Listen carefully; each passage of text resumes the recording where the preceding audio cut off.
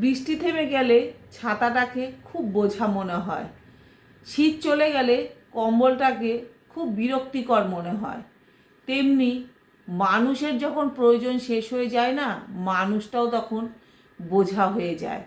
সংসারে যতদিন সবার কাজে লাগবে, ছেলে বলো, মেয়ে বলো, স্বামী বলো, সবার কাজে যখন তুমি লাগবে, সব কাজ যখন করতে পারবে, তাদের সব প্রয়োজন যখন মেটাতে পারবে, ততদিনই তোমার দাম আছে।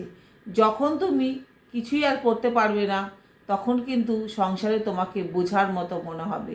এ বলবে ওখানে সরে বসুক, ও বলবে ওখান থেকে সরে যাক, ও বলবে ওইখানে সরে উঠে যাও, এটাই হবে।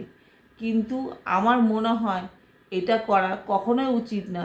কারণ সেই মানুষটা একটা সময় স্বাবলম্বী ছিলেন, সবার কেয়ার করেছে।